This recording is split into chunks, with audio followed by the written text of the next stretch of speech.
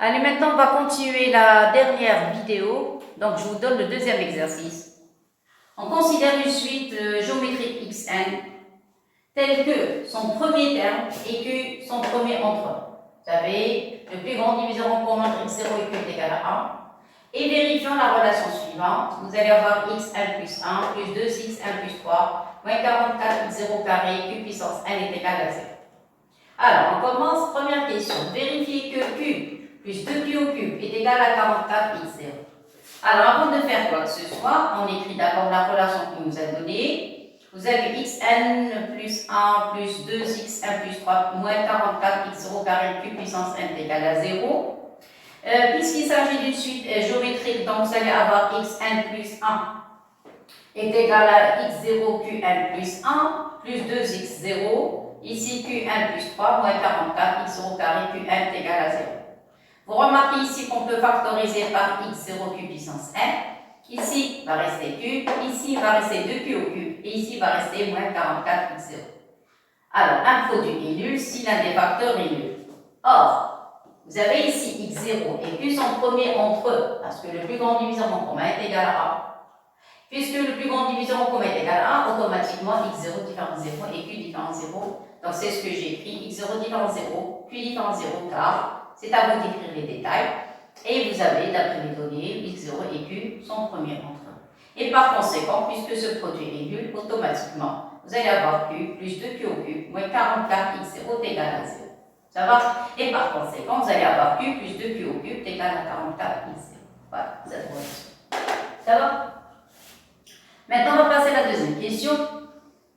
Deuxième question, il demande, s'il vous plaît, ça c'est un bac. Donc avant de rédiger, il faut faire très très attention. Vous remarquez, c'est très très court. C'est très très court, mais il y a des pièges. Quand on rédige, il faut faire très attention. Alors, première question, montrez que 1 plus 2q carré et le 4 sont premiers entre eux.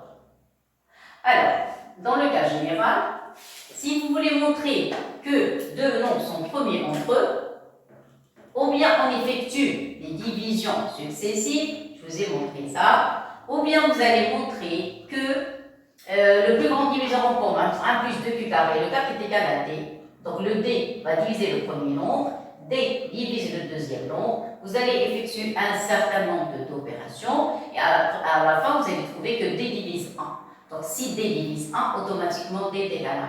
Mais ici c'est un cas particulier. Un cas particulier, on a 4 est un nombre pair, 1 plus 2q carré est un nombre impair, et le seul diviseur en commun qui divise un nombre pair et un nombre impair, c'est le 1. Voilà, c'est ce que j'ai écrit. C'est à vous de rédiger, s'il vous plaît, sans détail. Vous avez 1 plus 2q carré et impair, 4 est pair, donc le plus grand diviseur en commun entre les deux, c'est le 1. Alors, c'est à vous de rédiger. Ça y est, moi je vous ai donné du manière grosso modo, et c'est à vous de dire. Ça va? Bon, maintenant je passe à la deuxième question B. Alors la deuxième question B, vous remarquez, j'ai souligné. Il y a 4 choses à démontrer. Il faut démontrer que Q divise 41. Il faut démontrer que 4 divise Q. Il faut déterminer la valeur x0 et la valeur de Q. Donc il y a 4 choses à trouver. Je commence. D'après la relation précédente, vous avez Q plus 2Q au cube est égal à 44 x0. Ici, vous remarquez, je peux factoriser par Q. Donc, on va trouver 1 plus 2q carré, voilà, est égal à 44 x0. N'oubliez pas que q et x0 sont toujours premiers entre eux, donc ils vont nous faciliter la tâche. Mais n'oubliez pas que 44 est un nombre pair, 1 plus 2q carré est un nombre impair, et q et x0 sont premiers entre eux. Donc, j'ai posé les hypothèses qu'on a. Ça y est, alors, qu'est-ce qu'on a? Vous avez, maintenant je commence la démonstration. Voilà, j'ai pris 1, 2, 3, 4. Donc il y a 4 parties à déterminer parce que vous avez Q plus 44, 4 divise Q, x0 et Q. 4 choses à trouver. Donc la première relation, qu'est-ce qu'on a? Donc la première, voilà, la démonstration commence à partir d'ici. Vous avez le produit égal à 44 x0. Si Q fois 1 plus 2q carré est égal à 44 x0, donc Q va diviser 44 x0. Alors regardez les théorèmes de Gauss, propriétés, les gammes, les corollaires de Gauss. Donc, vous avez Q fois 1 plus 2q carré est égal à 40 et 4 x0, mais n'oubliez pas que Q et x0 sont premiers, puisque Q et x0 sont premiers, Q divise ce produit, automatiquement Q va diviser 44. D'après Gauss. Produit égale produit, Q divise produit, il est premier avec 1, donc il divise l'autre. Donc on a répondu à la première, Q divise 44. Maintenant on passe à la deuxième partie. La deuxième partie, on va trouver que 4 divise Q. Alors, même chose. C'est quoi 44? 44, c'est 4 fois 11. Donc, il faut faire apparaître le 4 parce qu'il veut un 4. Où je vais trouver un 4? À partir de 44. Donc, vous savez, 44, c'est 4 fois 11 fois x0. Égale à Q facteur de 1 plus 2Q carré. C'est d'accord? D'après la question précédente, 4 et 1 plus 2Q carré sont premiers. Donc, 4 fois 11 fois Q x0 est égal à Q facteur de 1 plus 2Q carré. 4 divise le produit. S'il vous plaît, c'est à vous de rédiger tout ça. Moi, je vous donne la méthode du manière globale. 4 divise le produit. 4 premier avec 1 plus 2Q carré. Si vous voulez l'ajouter, je l'ajoute ici. Donc ici. Alors, donc qu'est-ce qu'on a? On a Q divise 44 x0 et Q et x0 sont promis. Je préfère comme ça, vous êtes d'accord? Voilà. J'ai pas assez de place pour terminer, mais c'est pas grave. Donc je vais mettre une accolade. Ça va. Je crois qu'il vaut mieux donner une démonstration correcte. Si vous écrivez d'après Gauss, donc d'après Gauss, qu'est-ce qu'on a? On a Q divise 44. Et voilà, ça y est, comme ça c'est mieux. Ça va?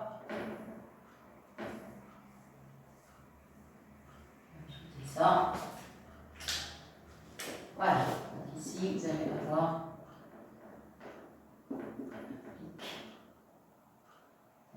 Sn est égal, vous allez avoir ici 4 puissance n. Enfin, c'est ça. Ici, moins 3. Moins 100, on ne va pas faire ça. Ça va comme ça? Et voilà. Il vaut mieux donner en détail. Ça va comme ça? Très bien. Donc, voilà. Et voilà. Ça va comme ça? Voilà. La même chose, on a aussi. Donc, je vais ajouter même ici une ligne supplémentaire parce que moi, je l'ai sauté. Je vais l'ajouter. Vous avez 4 fois 11 fois x parce qu'on a besoin du 4. Donc, puisqu'on a besoin du 4, donc j'écris 44 sous forme de 4 fois 11 fois x0 égale à q facteur de 1 plus 2q carré. Donc, automatique. Et 4 et 1 plus 2q carré est égal à 1. Donc, je vais enlever ça parce que j'ai sauté une étape comme ici. Voilà. Donc, j'ajoute une autre accolade. Donc, qu'est-ce que vous allez avoir ici? 4 va diviser q facteur de 1 plus 2q carré. 2q au carré. Voilà.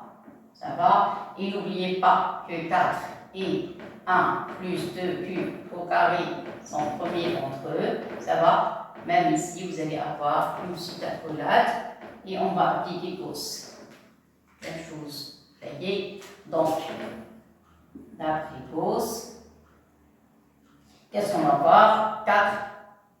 Voilà, ici de même. Voilà. Donc, d'après Gauss,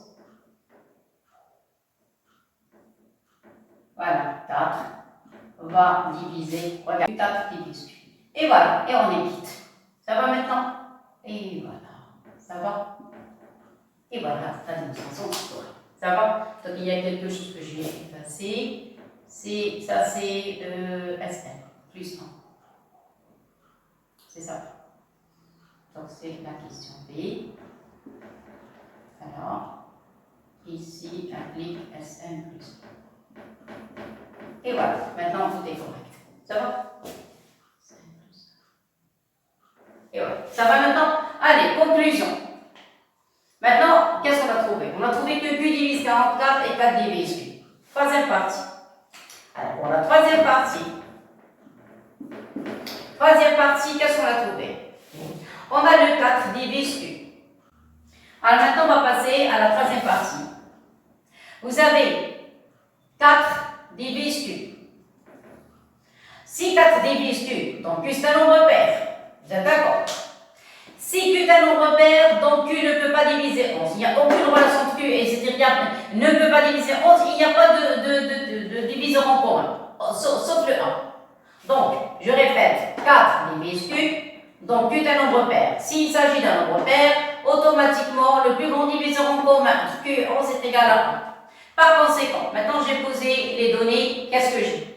Vous avez Q, facteur de 1 plus 2Q carré est égal à 4 fois 11 fois x0. Vous avez Q et x0 sont premiers. Vous avez Q et 11 sont premiers aussi. Ça y est. Donc, ici, j'ai sauté encore une étape. Je vais l'ajouter. Sinon, vous pouvez s'en passer. Donc, c'est pas grave. Alors, qu'est-ce qu'on a? Donc, Q, le produit, divise 4 fois 11 fois x. Donc, vous avez Q divise le produit 4 fois 11 fois x0. Vous avez Q premier avec x0. Vous avez Q premier avec le 11. Et automatiquement, qu'est-ce que ça veut dire? Alors, ici, qu'est-ce qu'on a? Résultat final.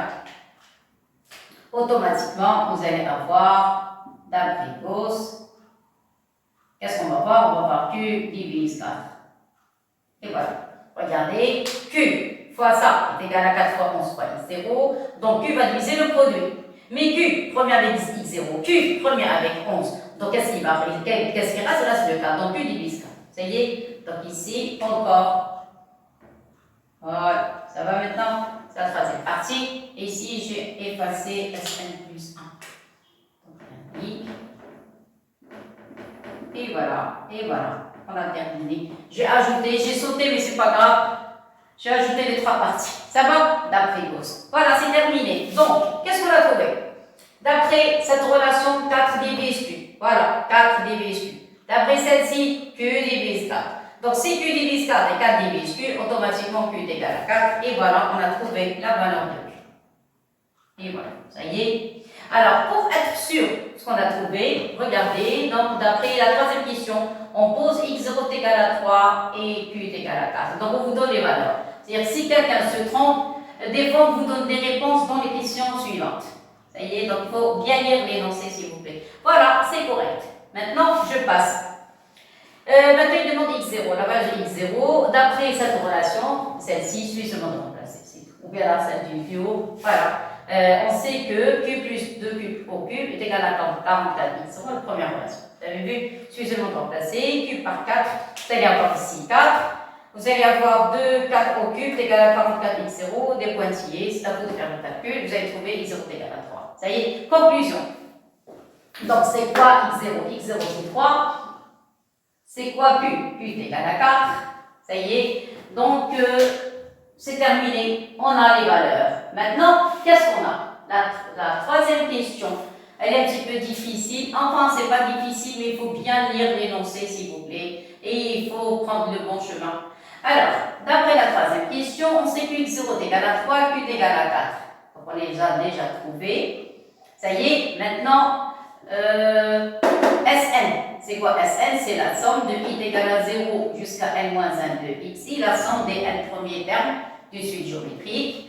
La question, c'est déterminer le plus grand diviseur en commun entre Sn plus 1 et Sn.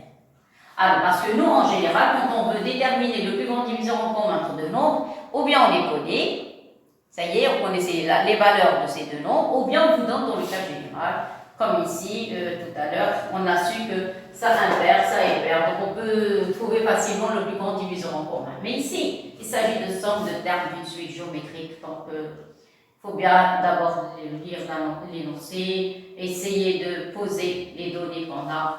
Donc, qu'est-ce que je sais? Moi, je travaille maintenant dans le cas des suites.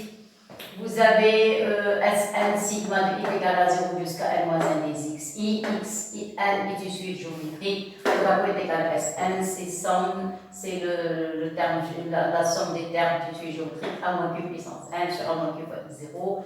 Q est égal à 4. Ici, vous allez avoir moins 3 et 3, ça donne moins 1. J'ai multiplié par moins 1, ça donne 4 puissance n moins 1. Donc, ça, c'est l'expression de Sn. Voilà, donc ça, c'est l'expression de Sn, cas général. Dans cet exercice, bien sûr. Ça y est. Alors, donc, si Sn, alors ici, qu'est-ce qu'on a trouvé?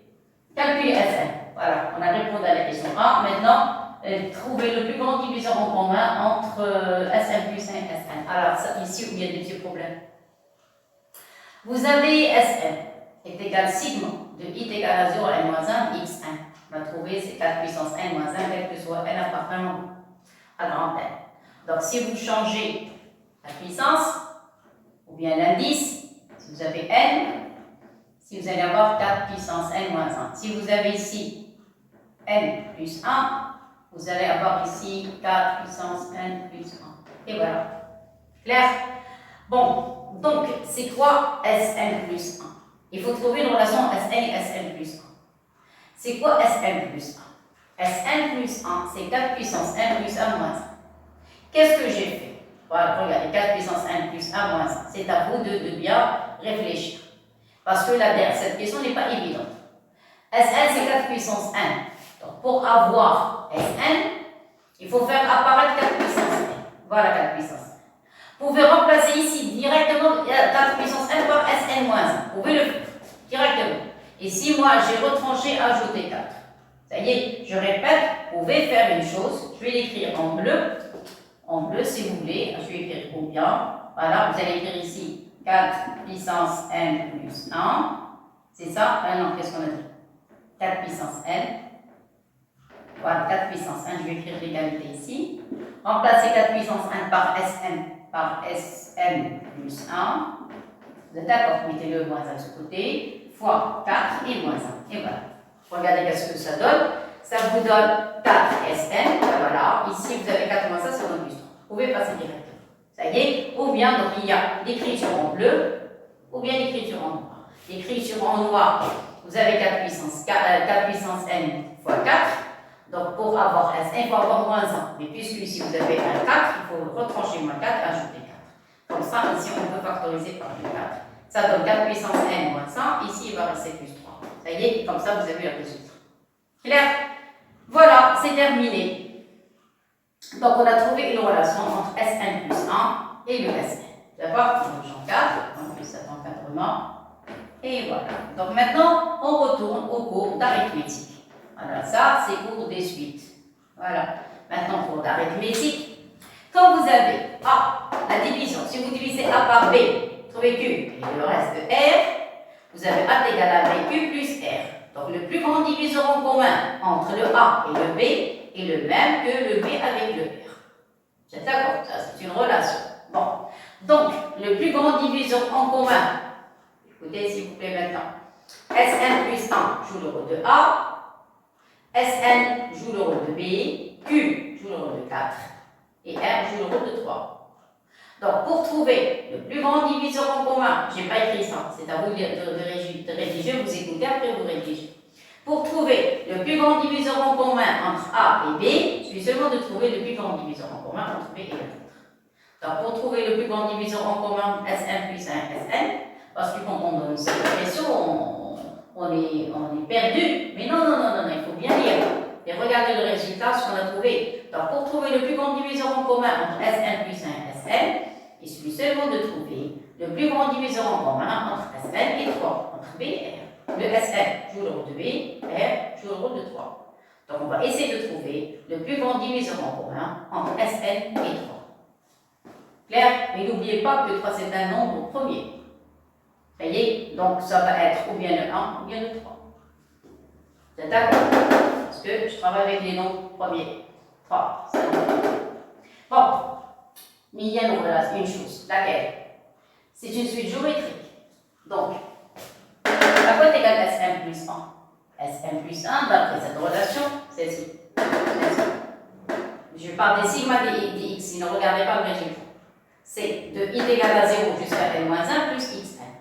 Je vais l'ajouter, vaut mieux. Je vais ajouter cette ligne après, parce qu'il y a des élèves qui vont poser la question comment on a fait pour trouver ça. Donc vous avez, qu'est-ce qu'on a dit? Sn plus 1 est égal sigma de i variant de quoi? De 0 jusqu'à n. Il faut bien écrire. Alors, est égal sigma de i variant de 0 jusqu'à n dxi. Vous êtes d'accord? Est égal, donc, ça c'est quel que soit n appartenant comme n. Ceci implique que Sn plus 1 est égal sigma de i est égal à 0 jusqu'à n moins 1 des xi plus xn. Vous êtes d'accord? Parce que j'ai retranché le n. C'est le dernier lien. Ça, c'est un n. Ça va? Voilà. Donc, et voilà. Ça y est. Donc, vous allez avoir jusqu'à n moins 1 et ajouter le dernier lien. N moins 1. Et voilà. Ça va? Et c'est quoi n moins 1? C'est Sn. Donc, il est égal à Sn plus Xn. Et voilà, on a trouvé une autre relation entre Sn plus 1 et Sn. Tout à l'heure, c'était entre Sn plus 1 et Sn, on a trouvé 4 Sn plus 3. Là-bas, on a trouvé Sn plus 1 est égal à Sn plus Xn. D'abord, je vais encadrer les deux formules parce que j'en ai besoin. Donc, je vais encadrer celle-ci. Alors, qu'est-ce que je sais? Je sais que le plus grand diviseur en commun entre Sn plus 1 et Sn, c'est entre Sn et le 3. La relation Sn plus 1 est égal à Sn plus Xn. Et voilà. Ça y est. Donc, pour trouver le plus grand diviseur en commun entre Sn plus 1 et Sn, il suffit seulement de trouver le plus grand diviseur en commun entre Sn et le 3. Bon, il y a plusieurs démonstrations. J'écris, voilà, donc vous allez avoir, vous pouvez ne pas écrire tout ça, j'ai donné trop de détails ici, vous pouvez sauter les détails, vous pouvez sauter plusieurs lignes, on peut sauter plusieurs lignes ici. Moi j'ai tout posé, et c'est à vous de choisir ce que vous voulez.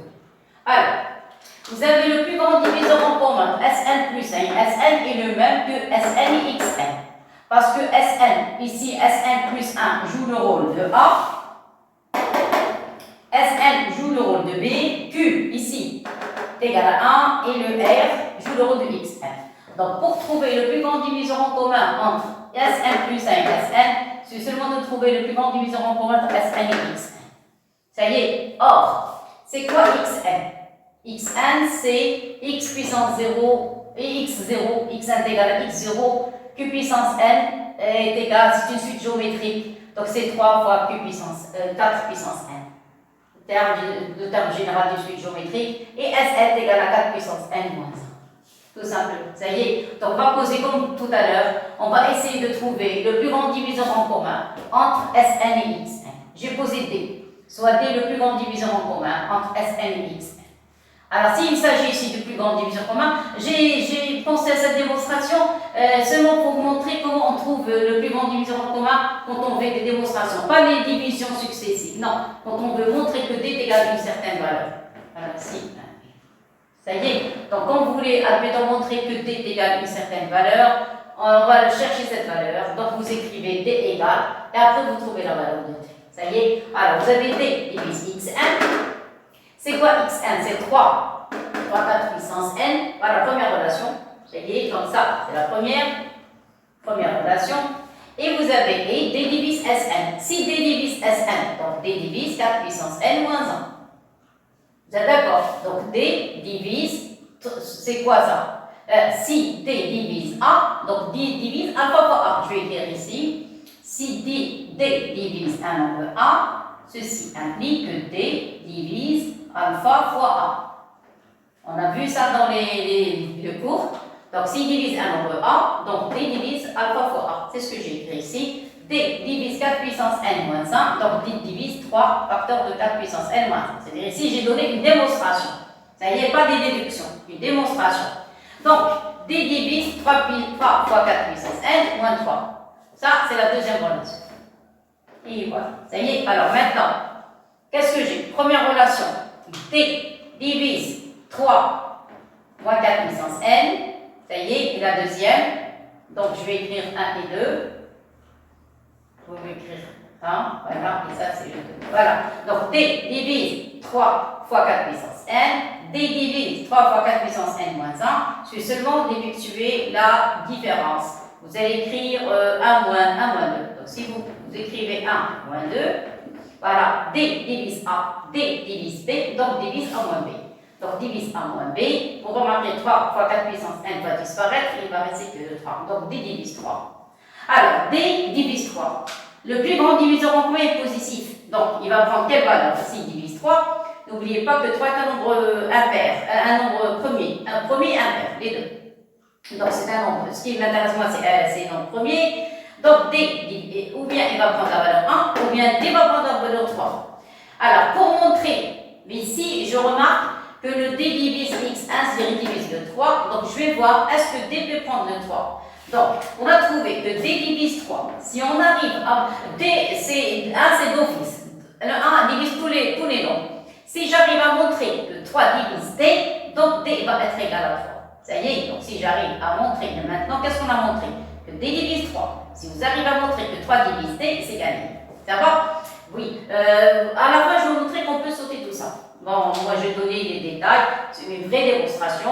Mais après, on peut sauter, parce qu'il y a des exercices où on peut sauter des étapes. Bon, alors, conclusion. Qu'est-ce que vous avez? Vous avez 3 divise 3 fois 4 puissance 1. Ça. 3 fois 4 puissance 1. 3 divise 3 fois 4 puissance 1. C'est quoi le 4?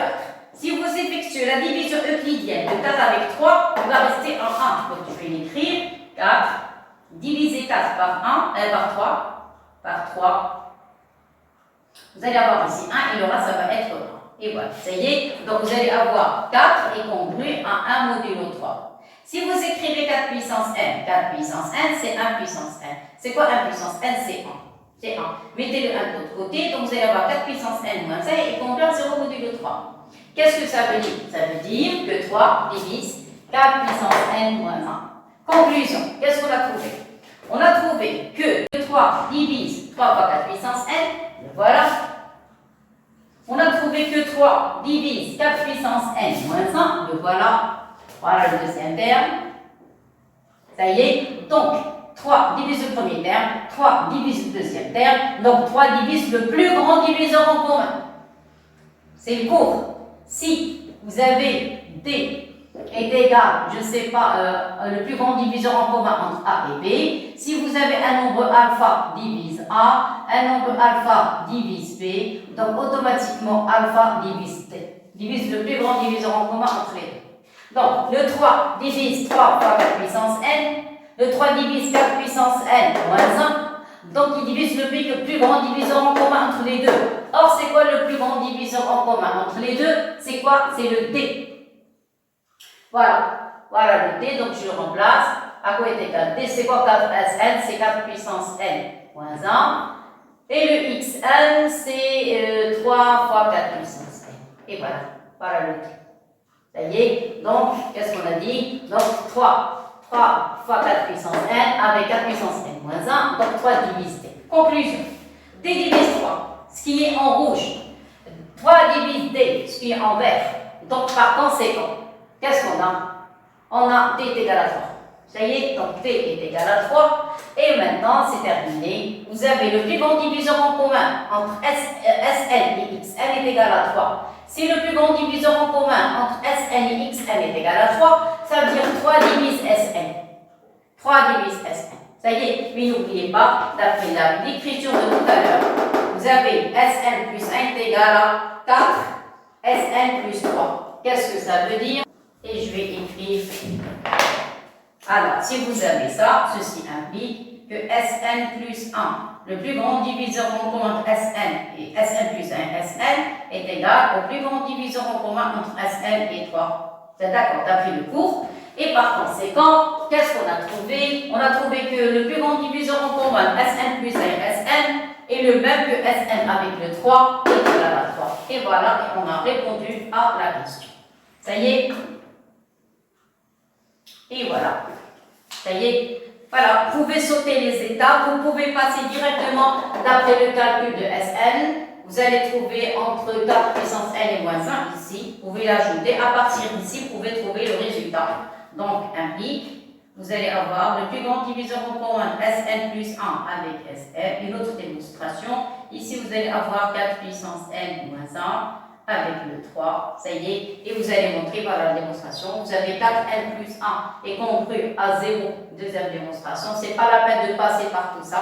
Ça y est. Donc, écoutez s'il vous plaît, parce que ça, je n'ai pas écrit. Écoutez et prenez les notes.